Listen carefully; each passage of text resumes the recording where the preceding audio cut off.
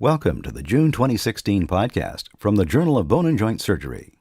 This month, our podcast features abstracts of 4 scientific articles published in the June issues of the journal, as well as commentaries by Dr. Paul E. Levin on the article entitled Intra-Articular Single-Shot Hyalin GF20 Hyaluronic Acid Injection Compared with Corticosteroid in Knee Osteoarthritis, a double-blind randomized controlled trial, and Dr. George C. Pappas on the article entitled Tranexamic Acid Administration in Primary Total Hip Arthroplasty, a randomized controlled trial of intravenous combined with topical versus single-dose intravenous administration. Be sure to check out this month's Current Concepts Review article on Glenoid Dysplasia, Pathophysiology, Diagnosis and Management by LTC Joseph Eichinger, MD, and colleagues.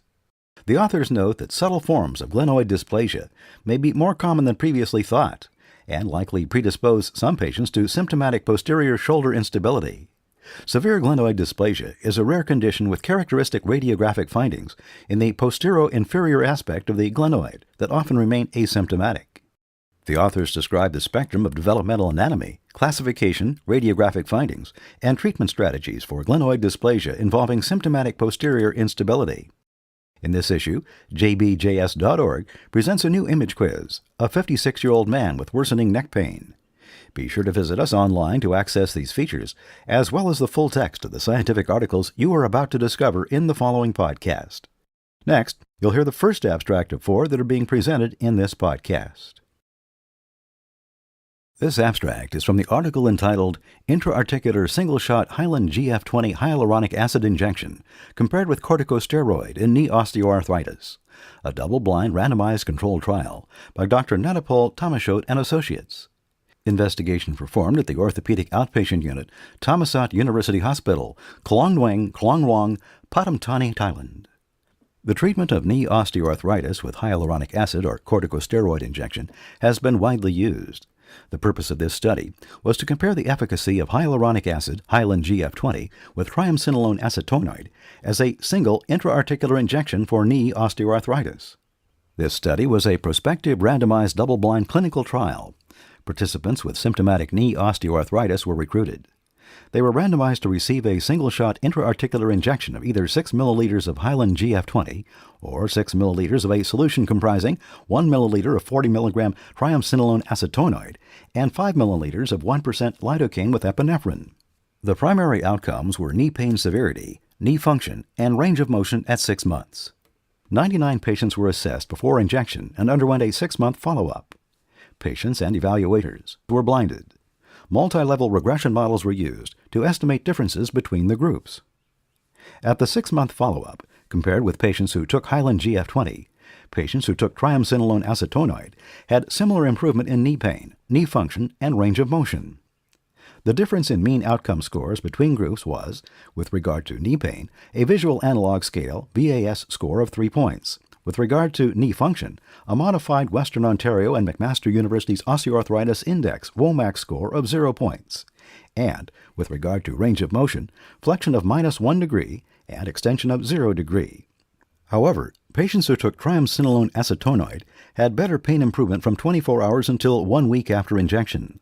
The mean difference between groups with regard to the VAS score was 12 points at 24 hours and 9 points at 1 week. At 2 weeks after injection, patients who took triamcinolone acetonoid also had better knee function improvement. The mean difference between groups for the modified WOMAC score was 6 points. Both groups had improvement in pain, knee function, and range of motion during the 6-month follow-up. Conclusions. Triamcinolone acetonoid provided similar improvement in knee pain, function, and range of motion compared with Hyalin GF20 at the 6-month follow-up, with better pain control in the first week and better knee functional improvement in the second week. Next, you'll hear a commentary by Dr. Paul E. Levin on the article entitled Intra-Articular Single-Shot Hyalin GF20 Hyaluronic Acid Injection Compared with Corticosteroid in Knee Osteoarthritis, a double-blind randomized controlled trial. This is Dr. Paul E. Levin providing commentary for the June 2016 JBJS podcast. I will be providing commentary on the article entitled Intra-Articular Single-Shot Hyalin GF20 Hyaluronic Acid Injection Compared with Corticosteroid in Knee Osteoarthritis, a double-blind, randomized, controlled trial.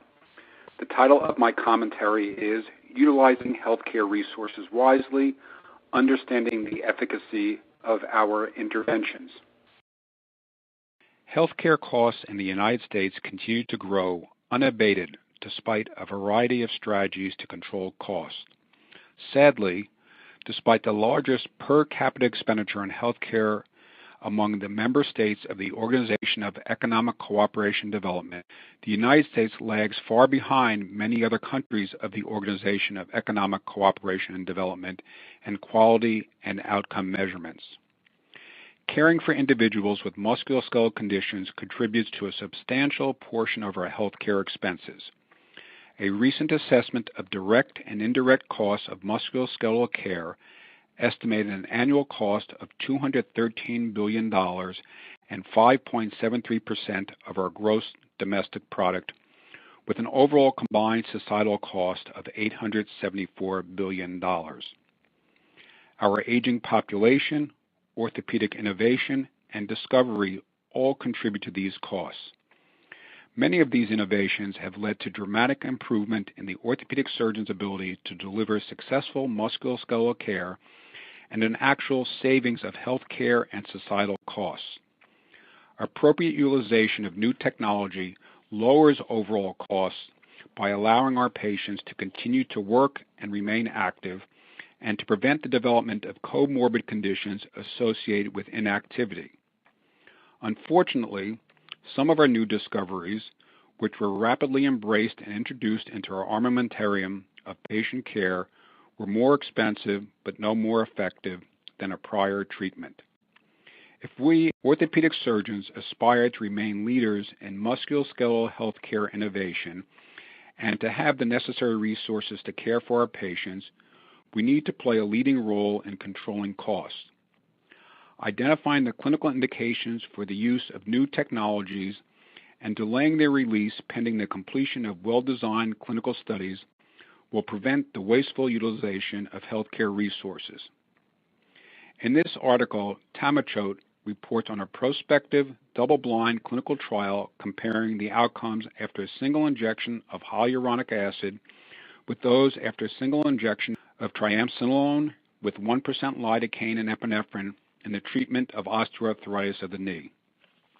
The authors report triamcinolone afforded better pain control for the first week and better functional improvement at 2 weeks, but there was no difference in clinical outcomes with either treatment over the study period of 6 months. The results are consistent with a prior blinded comparative study of corticosteroid and hyaluronic acid. The findings by Tamachote support the American Academy of Orthopedic Surgeons clinical practice guidelines of a strong recommendation against the use of hyaluronic acid. The utilization of hyaluronic acid products is an example of the adaptation of new technology prior to the completion of appropriately powered and well-designed prospective double-blinded trials. To be beneficial, these trials need to specifically compare the existing treatment with the new technology. Placebo trials comparing hyaluronic acid with saline solution injections or with non-steroidal anti-inflammatory drugs do not allow practicing physicians to evaluate the cost-effectiveness of new treatment. A basic cost analysis demonstrates the potential savings if all patients in the United States who had received a hyaluronic acid injection received a cortisone injection. It is estimated that 1.2 million individuals receive a hyaluronic acid injection each year. The medication cost for a single cortisone injection is approximately $10. The exact costs of a single hyaluronic acid injection are not possible to establish because of regional and supplier variability, manufacturer pricing differences, and discount arrangements with individual practices, institutions, and insurance companies. Prices seem to range from approximately $250 to more than $1,000 for a single hyaluronic acid injection. Utilizing these estimates, the yearly cost for a single hyaluronic acid injection can range from $300 million to $1.2 billion per year. If each one of these 1.2 million patients had received a single cortisone injection, the cost would have been $12 million. Beyond the message that a single cortisone injection of triamcinolone is as effective as a single injection of hyaluronic acid, many lessons can be learned from this investigation. Sales representatives successfully market products stressing the benefits with the presentation of biased data. Orthopedic surgeons need to be critical in their assessment of the data being presented. In addition, direct-to-consumer marketing and the Internet have changed many of our interactions with patients. It is easier, more efficient, and less acrimonious to comply with our patients' request for a hyaluronic acid injection rather than spending the time to objectively review the evidence. Unfortunately, complying with the patient's request comes with professional, ethical, and economic challenges. The bioethical principles of respecting autonomy and being beneficent are not synonymous with simply complying with the patient's request. These bioethical principles, along with the concept of shared decision-making, do require a physician to spend the necessary time to educate his or her patients. Ultimately, it is a physician's responsibility to deliver the most beneficial and cost-effective treatment based on the best available evidence and outcome studies.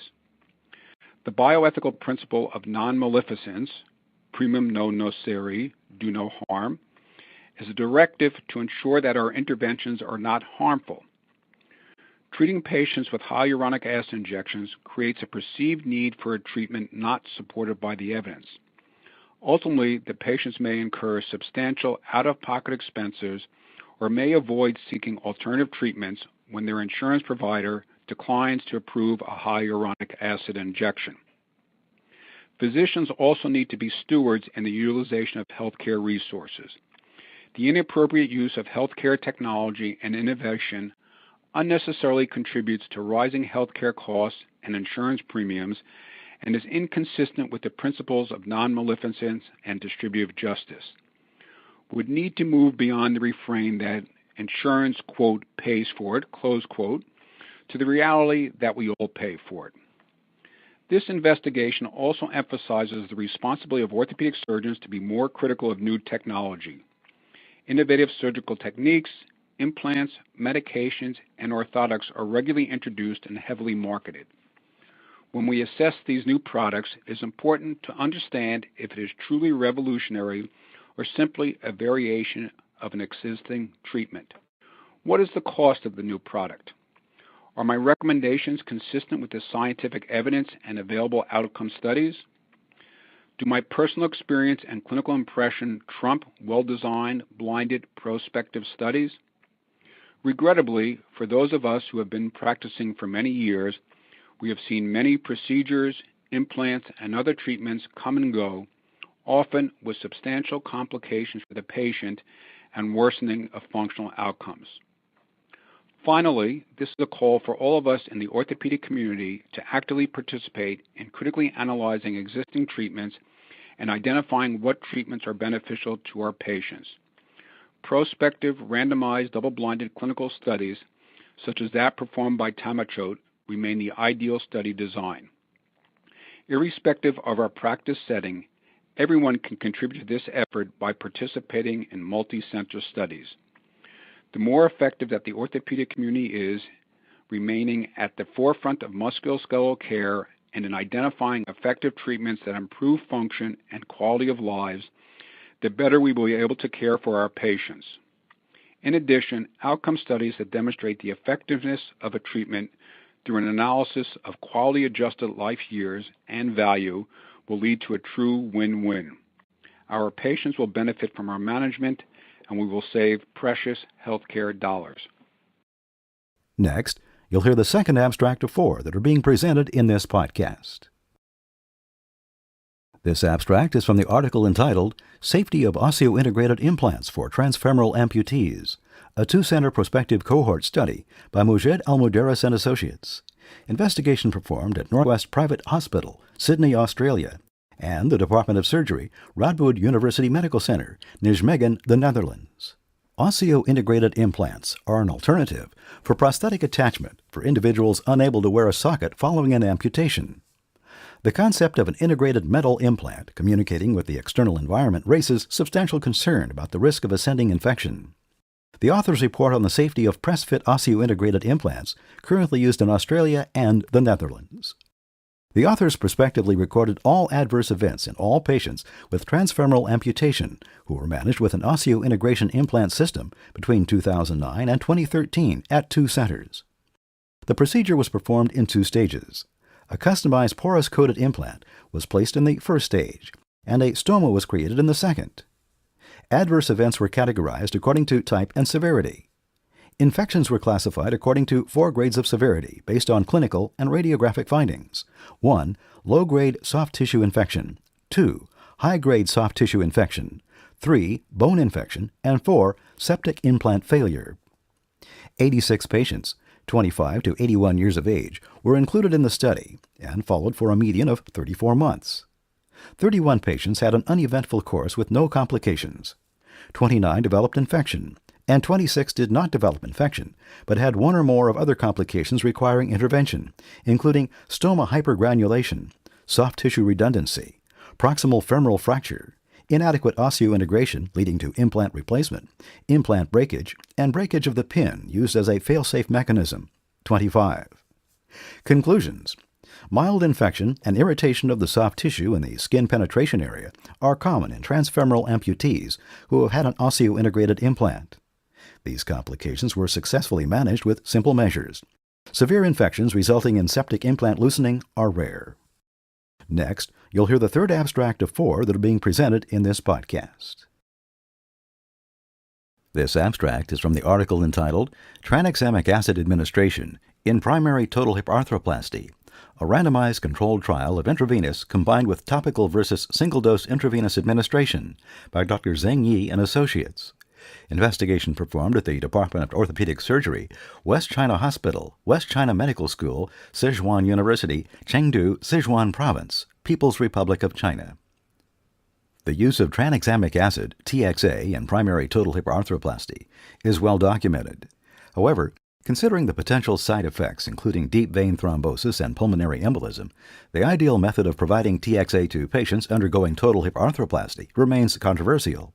The objective of this trial was to assess the efficacy and safety of intravenous IV administration combined with topical administration of TXA regarding postoperative blood loss and transfusion rates in patients treated with primary unilateral total hip arthroplasty. In this prospective randomized controlled trial, 150 patients were divided into 3 groups: the combined group, the single IV group, and the placebo group.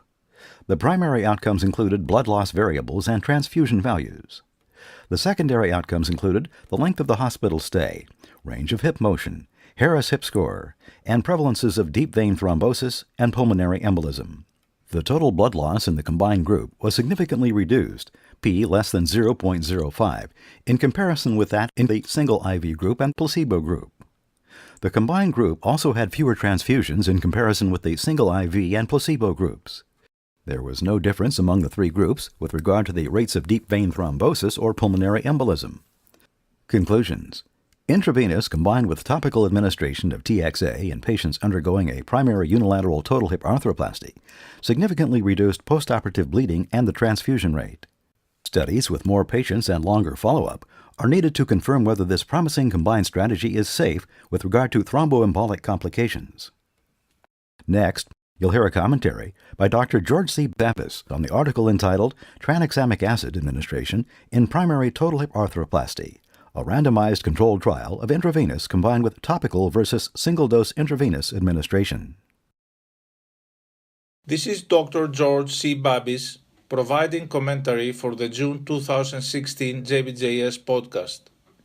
I will be providing commentary on the article entitled Tranexamic Acid Administration in Primary Total Hip Arthroplasty, a randomized controlled trial of intravenous combined with topical versus single-dose intravenous administration.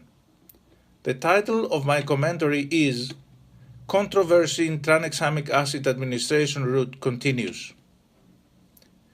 Tranexamic acid, TXA, use is undeniably one of the most important recent advantages in primary total hip arthroplasty. Pharmacologically, TXA, a synthetic drug, inhibits fibrinolysis and therefore fibrin clot degradation, and also activates plasminogen, thus reducing hemorrhage in several surgical fields. TXA use has not been cleared by the U.S. Food and Drug Administration for total hip arthroplasty, and its use remains off-label. Many clinical studies, including randomized controlled trials and meta-analysis, demonstrated that TXA is safe and effective in reducing perioperative blood loss and significantly reduces blood transfusion. Different methods of delivery, single or double intravenous, topical, or combined intravenous and topical with various dosages, have all been reported to be safe and effective. However, to date there is no unanimous agreement about the dosage and form of administration of TXA in primary total hip arthroplasty. He et al. Performed a randomized controlled trial to compare single IV TXA use, combination of single IV use with topical TXA, and a placebo in patients undergoing primary total hip arthroplasty. The main primary outcomes were the amount of blood loss and transfusion values, and the secondary outcomes included length of hospital stay, range of motion, Harris hip scores, and prevalence of deep vein thrombosis and pulmonary embolism. In comparison with two other groups, the combined delivery group had reduced total blood loss and fewer transfusions. There were no differences between the combined group and the other two groups with regard to any of the secondary outcomes. These findings are consistent with those of other studies that saw TXA to effectively reduce blood loss and transfusion requirements. The authors of the current paper combined topical administration with the aim of reducing intraoperative and drained blood loss and IV administration to reduce hidden and systemic blood loss. This hypothesis, however, remains unproven by this study, and additional pharmacokinetic and other studies in vivo and in vitro are required to further elucidate these mechanisms. In the most recent randomized controlled trials on the administration of TXA in total hip arthroplasty, authors from the same center found that the group that was administered 1 gram of IV TXA combined with 2 grams of topical TXA had significantly less total blood loss than a group treated with 3 grams of topical TXA or a group that received 1.5 grams of IV TXA. Finally, TXA use in total hip arthroplasty is effective and safe and also cost-effective. It's a major advancement in the management of patients undergoing total hip arthroplasty and necessary for rapid recovery protocols. The information provided by the existing literature is variable and heterogeneous, and all studies are underpowered. The appropriate dosage, the timing, and the most effective administration route of TXA in total hip arthroplasty remain controversial. The current paper, along with a similar paper from the same center, showed that combining IV and topical TXA may be the most efficacious strategy while remaining safe for patients. Larger studies are required, however, for a sound recommendation and agreement on the best method of delivery. Next, you'll hear the last abstract of 4 that are being presented in this podcast.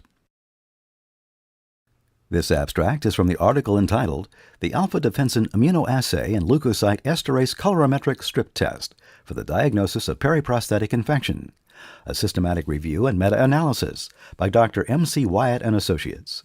Investigation performed at the Princess Elizabeth Orthopedic Center, Royal Devon, and Exeter NHS Foundation Trust, Exeter, and the University of Bristol, Bristol, United Kingdom. Synovial biomarkers have recently been adopted as diagnostic tools for periprosthetic joint infection, PJI, but their utility is uncertain.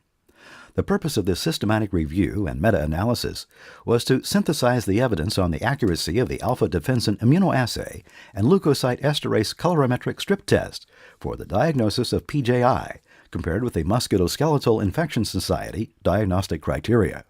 The authors performed a systematic review to identify diagnostic technique studies evaluating the accuracy of alpha-defensin or leukocyte esterase in the diagnosis of PJI, Medline and MBase on Ovid, ACM, ADS, RXiv, CERN-DS, Crossref DOI, DBLP, eSpaceNet, Google Scholar, Gutenberg, Highwire, IEEE Explorer, Inspire, JSTOR, OAlster, Open Content, PubGet, PubMed, and Web of Science were searched for appropriate studies indexed from inception until May 30, 2015, along with unpublished or gray literature.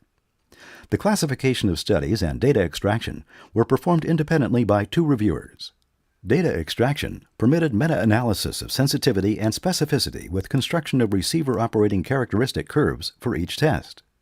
The authors included 11 eligible studies. The pooled diagnostic sensitivity and specificity of alpha-defensin for PJI were 1.00 and 0.96 respectively.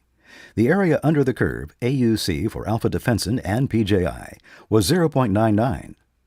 The pooled diagnostic sensitivity and specificity of leukocyte esterase for PJI were 0.81 and 0.97 respectively. The AUC for leukocyte esterase and PJI was 0.97. There was substantial heterogeneity among studies for both diagnostic tests. Conclusions.